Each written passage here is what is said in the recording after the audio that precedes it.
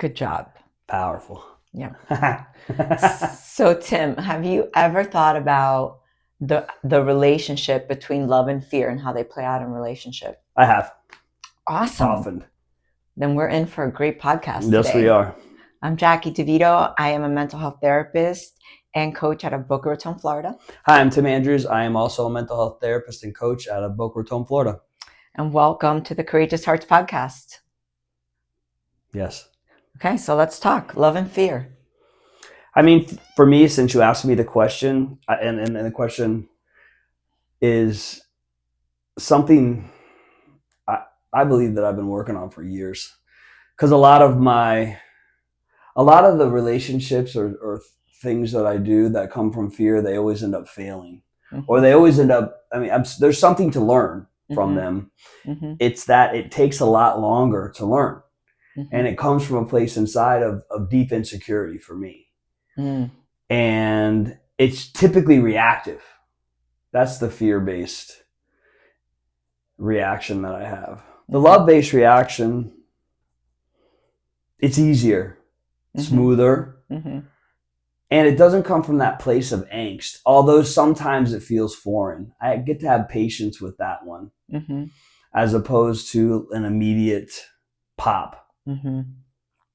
Yeah, I read in a book once, it might have been Dr. Shafali, I can't remember which book, might have been her first book, that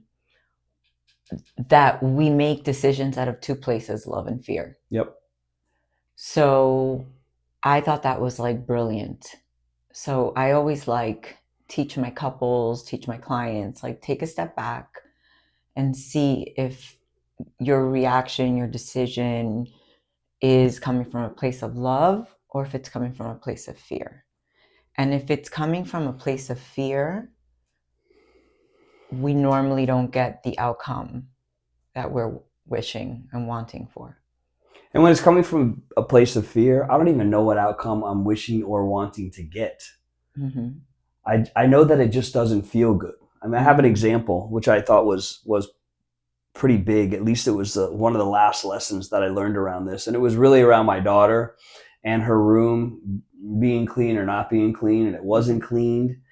And I had asked her probably 20 different times to clean her room. And I said that if you don't clean your room or if you don't keep your room clean, I'm going to throw everything out. Yeah. And the day came when I went into her room and nothing was clean. And I did throw everything out. I started packing. I thought that I was acting from a place of confidence and I'll show her and this is a lesson and we got to build and you're going to learn from this. And when she had come home, she had called me a bunch of times. I believe I was talking to you on the phone when she had called. And I thought I was still on top. And I felt good about my decision. I felt that I've really taught her a lesson. However, when I came home, she was in the trash can. And she was pulling things out and she was crying. And I still held strong in my decision, but I was stuck. I actually was stuck in a fear-based pattern. Yeah. And that fear-based pattern is I'm not going to get what I want or people don't listen to me because fear is based on all these patterns or a lot of the early belief systems that I have. As I watched her pull things out, I stood strong in my positioning. And when she got done doing that, she looked at me and I said something to her and then she mumbled and started walking away. And then I said, "What?" And it was, this was not my best moment. But in that moment, when she turned around and she was crying, I realized that this was not my best self. Yeah.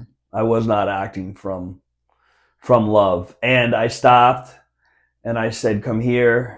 And I said, I was sorry. And I said that I had done that all wrong. And if I had an opportunity to do that all over again, I would not have done that. And that was an experience of love. And then I'll make it up. Whatever I threw out that I shouldn't have, I'll get for you. It came from fear though. And it came from that belief system. I'm not going to get what I want, or people don't listen to me, or I'm not important, which is typically where all that comes from. In that moment in time though, where I was able to truly see both myself and my daughter, I was able to choose love. And that's a love-based pattern. Yeah. It happened simultaneously, but Sure. that was something that was very memorable for me. Yeah. Yeah. Yeah. I imagine that the fear is almost instant, right? The fear-based reaction. For me, it is. Mm-hmm. It's my first reaction. Right. I actually have to take a step back and breathe for a minute to choose the loving one. Mm-hmm. I agree. Sometimes I get so stimulated so quickly. I believe the reaction, when I'm coming from reactivity, I have not honed the skill set of always coming from love. Therefore, when I'm coming from reactivity, it's basically based out of fear. Yeah. And a keynote for me is when I'm afraid, I start controlling. Yeah. Immediately. I try to control my surroundings. I'll control you. I'll control situations. And that's a pattern that I've had my entire life. And I also have to recognize as a child, at least I thought control, even though I was fearful, I thought control was helpful. Yeah. Yeah. Today it's not. It is not. It is not helpful today. It creates a lot of chaos in my life. Yeah, I understand that. Yeah, I don't know. For me, I think like that fear base normally comes with anger because that's where I go. And it feels more powerful. And it's not right sized to the situation. Because my fear is not present. My fear is like telling me like, if my daughter is doing this today, then in 10 years, like mine goes like the train leaves the station and I'm thinking, boop, boop, boop, boop, like all these things are going to equal, some horrible like outcome. And then I react from that place, not from like, whatever is actually going on in the moment. My kids are 11, 12, and 16. So, if my 11-year-old talks back to me, my mind is now, her 16, uncontrollable, trying to rule the roost, creating chaos. And then so my behavior, my response is the dominant one to put her in her place, instead of just, knowing that like she's 12, she's definitely hormonal. And, I get to just be gentle and soft and give her what she needs. Because from a loving place, it would be to understand that, she's definitely hormonal. And probably needs a hug more than she needs me to, come down with the hammer. Yes, I know that. I have come down with the hammer. It's changed a bit today. The majority of my life, though, I come down with that hammer. Yeah. Or I had come down with that hammer. Yeah. Because to your point, like you, I do project into the future. Yeah. And with some kind of assumption that it's going to be worse and negative as opposed to positive and easy. Yeah. It's part of, I know we talk a lot about this. It's part of a childhood pattern. We don't have to get into the patterns of childhood today. Sure. It's part of a childhood pattern. And it's directly correlated with the belief system that I have around something. Mm-hmm. And lately I've noticed the more participation that I do, if we think about things, the more participation I'm doing in my life around meditation or breath work, it does give me that sense of pause before I have been reactive. And I can only think of one. I'll think, because I think it's important to tell stories. It was when you were there. It was when Ethan came in and he cut his finger. And he came running inside the house and he was running around and he was like, I cut my finger off, Dad, I cut my finger off. And he's yelling and screaming and he's cursing. I don't know what's going on. Right. All I know is that I was able to come from a place of love and calm.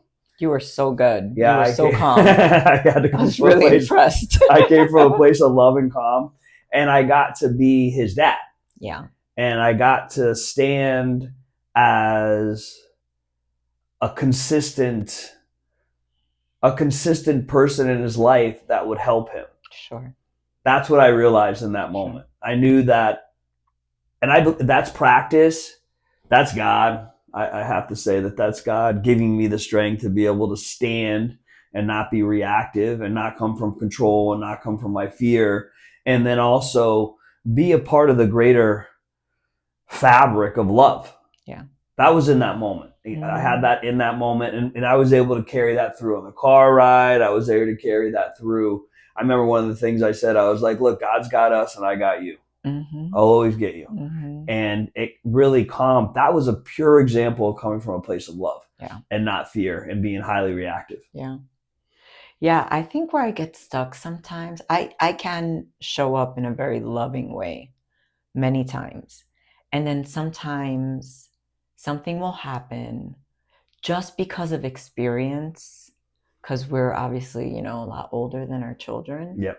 And I'll see something and I'm like, they don't realize how many things can happen. It'll show up with my daughter getting her license and her school being far. It's a 45-minute drive on 95. And she's like, what? What's the big deal? Right. If anybody's driven in South Florida on 95, you know what the big deal is, because she leaves before the sun, we leave before the sun comes out. We have to leave at like 6:30 in the morning. And there's a ton of big tractor trailers and people on their way to catch a flight. And they're going from the left, all the, crossing 5 lanes. And I'm like, oh my God. And she's like, you're exaggerating, Mom. Like, oh, like where do I find the balance of love and fear in that moment? Practice. And in that moment, I also know that generally where I come from is a calmer place. Yeah. I do come from a calmer place, or I've worked on coming from a calmer place. Maybe that's the key.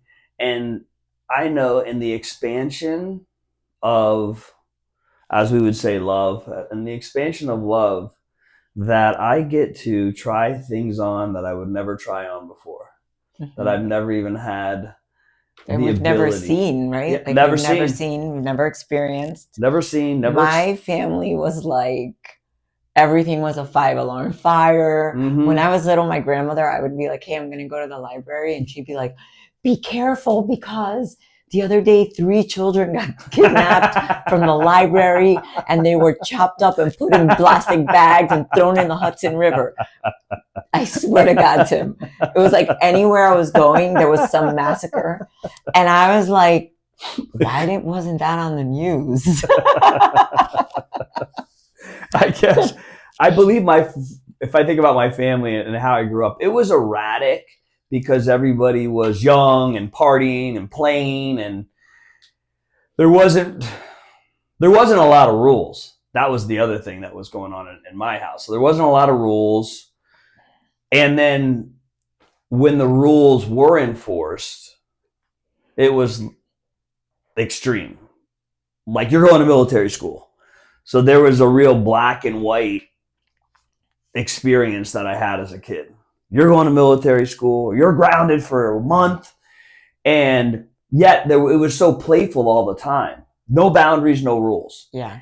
The house itself, was it calm? It wasn't a calm house. A lot of people were running around and there was always parties going on there.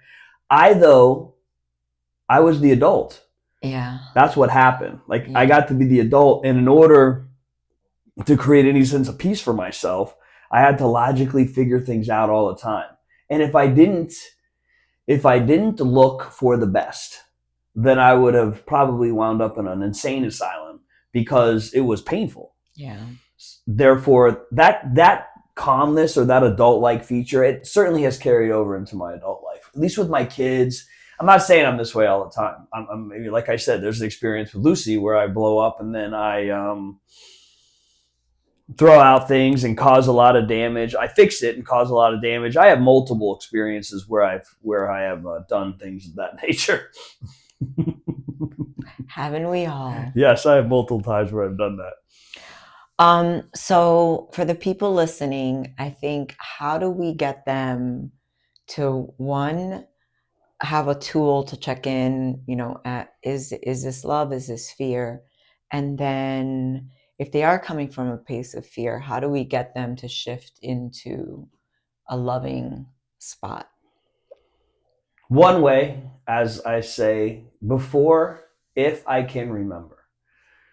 When I'm feeling that feeling of angst, I can feel it inside. It hits my stomach, then it hits my chest. If I stop for a second, take a deep breath, get grounded and centered, I will be more responsive, at least 9 times out of 10, more responsive than reactive. That pause, it's a saying, I believe, from Alcoholics Anonymous it came from. It's that pause when agitated, the 10th step. Pause when agitated, and then it gives me an opportunity to be present. Because if we pull into the present, there isn't that much going on. Yeah. Besides you and I look at each other right now. That's it. That's the present moment in time. Yeah, I think that your body is really a great way of knowing what's going on, because if you're feeling kind of more restricted and tight, then you're probably in a space of fear, of uptight. If you're feeling more open and kind of, I learned that a long time ago, like our body will be one of the first signs when our brain hasn't caught up yet, or when our brain is going, to just take a breath and concentrate, just focus. Am I restricted, or am I feeling like calm and loose? That's a great way to find a sign on what's going on. And then second is really just asking yourself, am I coming from a place of love, or am I scared? And if I'm scared, what am I so scared of? Yes. At least it gives us a moment or a second to regroup and recenter. That's a great tool. Yep. And then I think it's important to talk about a repair tool, because sometimes that fear response, like I said, is way more automatic, and I don't even notice it, or it's too late, once I've opened my mouth, and I kind of get to go back to whoever it was. It's normally one of my children, and I get to say, hey, I'm sorry, I got really scared. My daughter's just getting her license now. And a lot of my driving instruction does not come from a place of love. And I have to say to her, I'm sorry, I got a little reactive back there. I get scared. You're the thing that I love the most, and I worry something will happen to you. The repair for me is, like you said, the acknowledgement of what's happening for me, and going back and making the amends, and then making it up too. Like I did with Lucy, there was a repair there. I made the amends. I said if I could have done that over again, I would have done the whole entire thing over again. And the amends process in that was, look, tell me what I threw out, which I didn't think that I had done that, but clearly when I'm in that space, a lot of things happen. That's the other thing. When I'm in a space, everything's getting thrown out. I'm not paying attention to what was bought at Sephora, what was not bought at Sephora, what's full, what's not full. Therefore, it created, and then that created more fear. That's the other thing. It created what I came from. The repair, though, was when I stepped into a place of forgiveness and I said, I'm sorry, and I will, whatever I threw out, I'll buy you. Whatever I threw out that I shouldn't have, I'll buy you. I'm sorry. So we get to always go back and help and be a part of. And that's one thing that everyone in my life knows, if they know me well, and definitely my kids know. I mess up a fair amount. And I will always go back, talk to someone. I mean, there's multiple people in my life, you, my therapist, my sponsor, somebody that will give me the truth around my behaviors instead of what I assume to be the truth. Yep. It's important to It's have those important. people. Oh, I got a tribe of people around me that I'm grateful to have around me. For sure. Well, I think this was a great talk. I really enjoy our talks around love and fear. Mm-hmm. They're everywhere. Mm-hmm. It's everywhere. It's really important to check in and show up, how we choose to show up. Mm-hmm. And for me, I want to show up as a loving person. And I want to be courageous, loving, compassionate. Mm-hmm. And in being that, that's how we contribute to the world, which is literally the autonomy, the highest part on Maslow's hierarchy of needs, Tony Robbins' 6 major needs. Contribution. Mm-hmm. We're here to contribute, however it looks. Yep. Love contributes. Love contributes. Love contributes. I love that. Yep, love. I just came up with that. You got trademark. I just came up with that. I owe you 25 cents every time I use it. Fear takes away. That's it. Fear destroys, love contributes. I love that. Well, thanks to everybody for joining us today, and tune in for more Courageous Hearts podcasts. Yes, thank you guys. Have a great day, you guys.